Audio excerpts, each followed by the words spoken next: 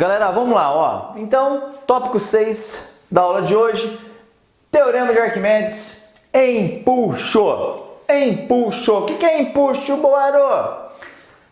Você já brincou numa piscina, certamente, com um amigo, um namorado, namorada? Você já brincou com alguma bola de futebol, de vôlei, alguma coisa? Já teve que levantar alguém, seu irmão mais novo e tal?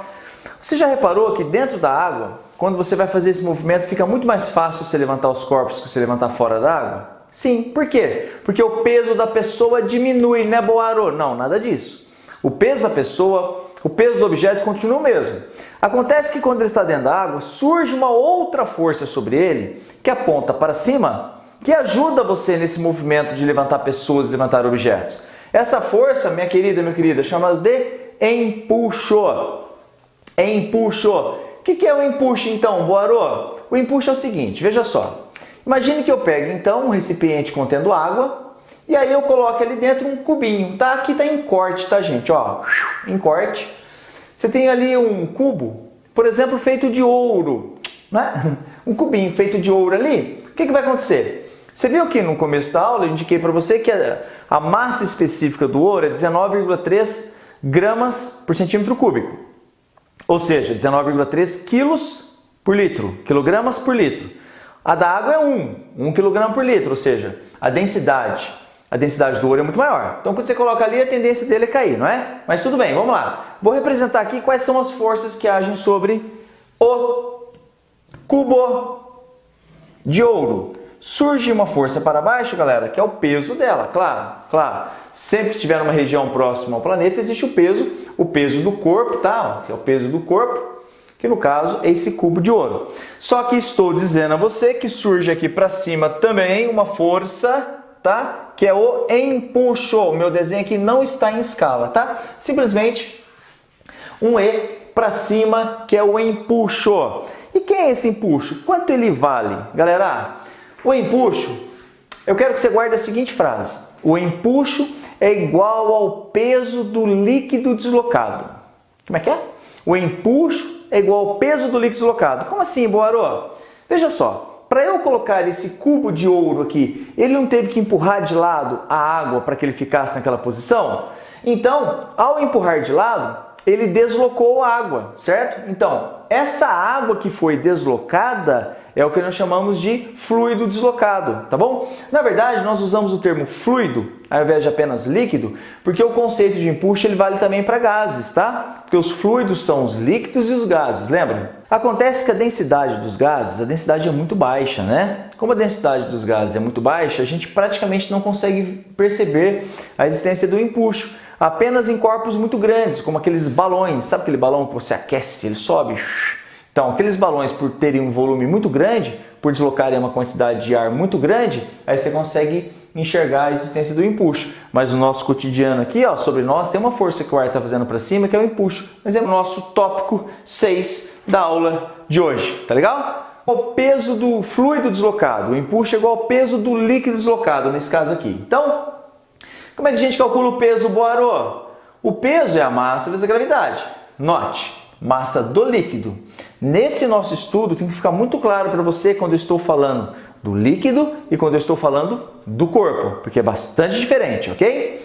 Continuando, empuxa a massa do líquido. Tá bom, gente. Mas você se lembra que densidade é a massa por volume? No nosso primeiro quadro eu não escrevi para você que a densidade era a massa por volume? É ou não é? Ou a massa específica era a massa por volume? Então, no lugar da massa, eu vou escrever a densidade vezes o volume, tá bom? Então, o empuxo vai ser igual a densidade vezes o volume vezes a gravidade. Essa densidade é a densidade do líquido. Esse volume é o volume do líquido. Lembrando que é muito comum você encontrar no lugar de densidade a massa específica, aquele mizinho, tá bom? Mas eu escrevo assim porque na maioria das vezes aparece D mesmo. Então, para que você fique familiarizado, tá bom? Então, ó, galera, então, peraí, de novo, Boaro, de novo. O empuxo é igual ao peso do líquido deslocado. Densidade vezes volume vezes gravidade. Vou escrever aqui para você, ó. É a densidade. O que é o D, Boaro? É a densidade, a massa específica, a densidade do líquido. O que é o G, Boaro? É a gravidade. Ou seja, é a aceleração da gravidade, tá bom? E o V? O V é o volume é o volume de líquido deslocado, ou seja, é o volume que esteve sair de lado para aquele objeto estivesse ali, tá? Então eu vou escrever isso para você. Lembre-se, o empuxo é igual ao peso do líquido deslocado. Então, o empuxo, minha querida, meu querido, é igual ao peso do líquido deslocado, tá bom? Gente, então vou fazer o seguinte, eu vou apagar esse quadro aqui, vou sair da frente para você copiar, você fazer seu print e copiar. Eu vou apagar esse quadro aqui, sabe por quê? Porque eu vou apresentar para você as duas situações. Situação em que o peso do corpo é maior que o empuxo, ele afunda. Situação em que o peso do corpo é menor que o empuxo, ele vai flutuar. E aí o corpo vai ficar parcialmente imerso, tá bom? E aí eu vou destacar para você como é que isso aparece para você nos problemas, nas questões, tá legal? Então deu um print, beleza? Vou apagar essa lousa aqui. Muito bem, galera, muito bem. Então, ó, eu fiz aqui uma representação para você de dois casos, caso 1 e caso 2. O caso 1, galera, é quando o corpo ele é mais denso do que o líquido. Quando o corpo é mais denso do que o líquido, o que acontece? Você consegue mantê-lo aqui em equilíbrio se você, por exemplo, pendurar aqui, ó, para uma cordinha ao teto, né? Então imagine que eu tenho aqui o meu cubinho de ouro, eu pendurei ao teto por uma cordinha, o peso dele aponta para baixo, o empuxo aponta para cima, mas para que ele fique em equilíbrio, necessariamente eu tenho que ter uma outra força aqui, ó, que eu vou representar para você na cordinha, que é a tração na cordinha. Então, ó, para que ele fique parado, eu tenho que escrever o que, Boaro? Eu tenho que escrever que o peso do corpo é igual ao empuxo mais a tração no fio. Claro, né, gente? Para que ele fique em equilíbrio aqui, ó. O peso do corpo é a massa do corpo vezes a gravidade, a tração no fio é o que está tensionando aqui e o empuxo é o peso do líquido deslocado. Tudo bem? Aí nessa situação, soltei, que foi lá para o fundo. Bom, então eu tenho aqui, ó, vou representar para você o peso do corpo. O peso do corpo continua aqui, né, Boaro? Isso, o peso do corpo não mudou. E o empuxo, Boaro? O empuxo também continua aqui, ó. O empuxo continua aqui. Também não mudou. É interessante isso, tem gente que confunde. Não importa, gente, em que ponto que você tem aqui do líquido, próximo da superfície, próximo das paredes, lá no fundo, não importa. O empuxo é o mesmo, tá? O empuxo é o mesmo, porque depende do volume de líquido deslocado, tudo bem? Só que para que ele fique em equilíbrio aqui, ó, que é o peso do corpo, aqui é o empuxo, então ao encostar no fundo vai surgir uma força aqui para cima, que é a força normal, que é a força de contato. Então ali o peso do corpo era o empuxo mais tração, aqui o peso do corpo é o empuxo mais a normal. Tranquilo, assim, para você entender. Bacaninha. Tudo bem? Agora, um outro caso bastante importante e muito comum nas provas, concursos, vestibulares e tal, é aquela situação, galera, em que o corpo está parcialmente imerso. Aquele corpo está apenas uma parte dentro, tá? Então eu vou supor aqui, ó, que seja um blocão de madeira e a água para facilitar o entendimento, mas isso vale para todos os casos. Bom, você já ouviu falar a seguinte expressão? Isso é apenas a ponta de um iceberg. Já ouviu essa expressão? Essa expressão quer dizer o seguinte, normalmente ela está associada a situações em que o que nós temos contato do problema é apenas uma pequena parte do problema. O problema é muito maior do que aquele que a gente está conseguindo enxergar. Normalmente é nesse contexto que se diz que isso é apenas a ponta de um iceberg, não é? Por quê? Porque a densidade do gelo é cerca de 90% da densidade da água. Então, quando você tem um iceberg na água, 90% do iceberg está dentro da água. Olha que interessante. Por exemplo, um pedaço de madeira na água. Se eu tenho metade da madeira dentro da água, é porque a densidade da madeira é metade da densidade da água. Boaro, isso vale sempre? Posso memorizar? Pode. Para situações como essas, você pode memorizar sim, tá? Você pega um objeto qualquer e joga na água e ele fica com 70% dele dentro da água, é porque a densidade dele é 70% da densidade da água, tá bom? Então, ó, o que eu vou fazer aqui? Eu vou mostrar para você as forças que agem aqui sobre ele e vou mostrar que essa relação que eu acabei de falar para você, ela é verdadeira. Olha só, então imagine que eu tenho aqui um objeto, tem a força de empuxo aqui, ó, para cima, tá? O empuxo aqui para cima e o peso do corpo. Assim, ó, de forma esquemática, né? Na verdade, gente, tem uma coisa interessante aqui que eu preciso falar para você, que é a seguinte. Essa força de empuxo, na verdade, ela está agindo aqui, ó, no centro de gravidade do líquido que foi deslocado. tá? Esse ponto aqui, ó, ele está aqui no centro de gravidade do líquido que foi deslocado. É como se eu tivesse totalmente líquido aqui e o peso dele fosse naquele ponto, né? Tá naquele ponto, tá? Isso não faz diferença para a grande maioria dos exercícios, mas é bom citar para você. Muito bem, então, uma situação como aquela, uma situação esquemática como aquela, para você entender, o peso do corpo é igual ao empuxo, certo, Boab? Certo. Então, o peso do corpo é igual ao empuxo. Nesse caso, percebe que aqui não é, né, gente? É só na situação de parcialmente imerso. Bom, como o peso do corpo é igual ao empuxo, quem é o peso do corpo, Boarô? O peso do corpo é a massa do corpo vezes a gravidade. E o empuxo, quem que é? O empuxo é igual ao peso do líquido deslocado. É a densidade do líquido, volume de líquido deslocado, vezes a gravidade, concorda?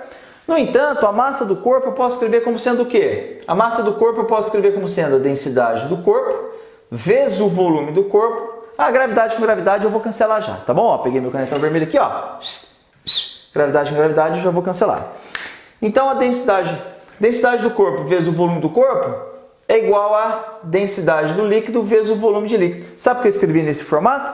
Para mostrar para você que é a verdadeira relação que eu falei para você. Então, ó, eu só vou isolar aqui, ó, e escrever no seguinte formato. Ó, o volume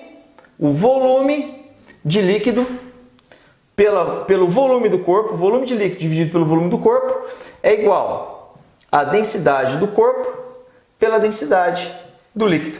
Ó, olha aqui. Volume do líquido pelo volume do corpo, volume de líquido deslocado pelo volume do corpo é a densidade do corpo pela densidade do líquido. Então, olha só.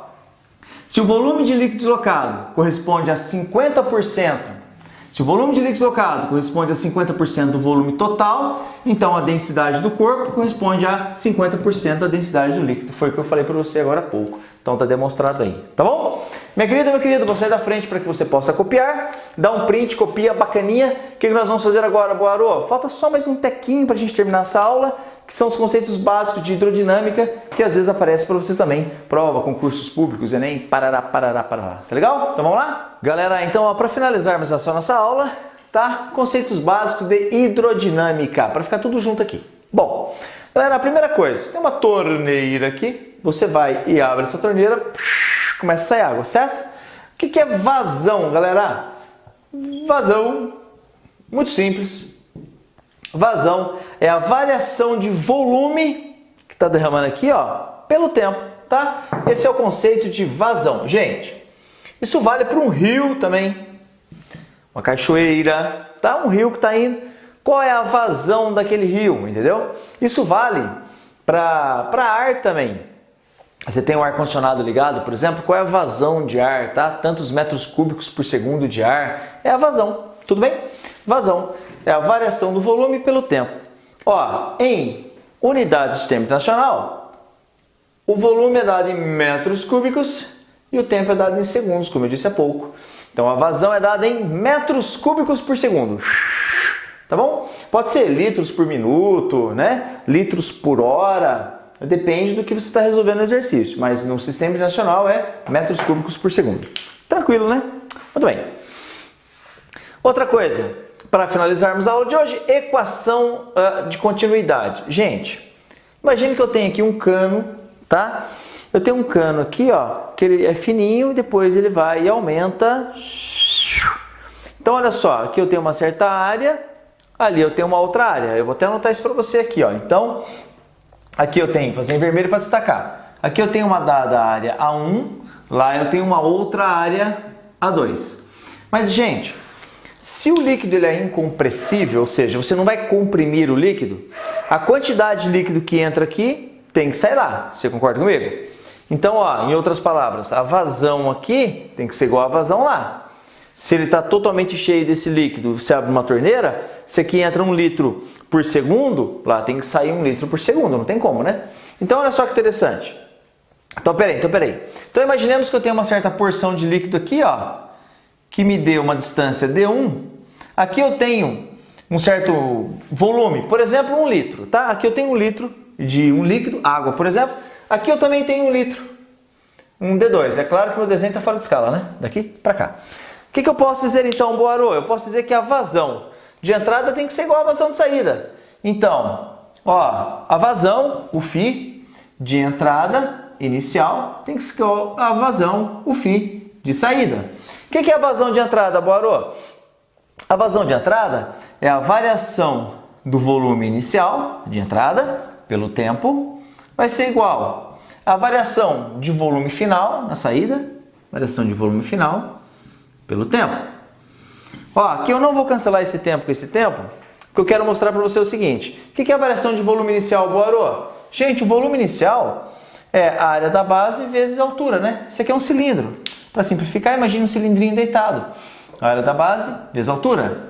A área da base vezes a altura. Então, o volume inicial vai ser a área da base, A1, vezes a altura, que é D1, por ΔT. Isso vai ser igual. E o final, Boarô? A2, D2, por ΔT.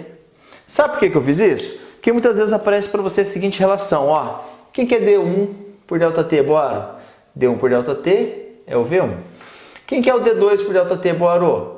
D2 por ΔT é o V2. Posso escrever para você aqui. Eu vou escrever isso aqui, tá? Para ficar melhor. Então, posso escrever para você que A1 vezes V1, A1 vezes V1 é igual a A2 vezes V2, tá? Essa aqui, galera, é chamada equação de continuidade, tá? Então, olha só que interessante. A área vezes a velocidade com que está passando aqui vai ter que ser igual à área vezes a velocidade que está saindo lá. Tá bom? Galera, então, ó, saiu da frente, dá um print, copia. Galera, então, ó, como todo final de vídeo, eu deixo para você os links para você cair na playlist resolução de exercícios. Não se esqueça de fazer muitos exercícios, é muito importante, tá? Deixo para você um link para você cair na playlist resolução de exercícios e outros links de outras coisas mais no canal para você poder se dar muito bem. Torço muito pelo seu sucesso, tá legal? Galera, então é isso. Muito obrigado, tudo de bom pra você. Fica com Deus e até mais. Valeu!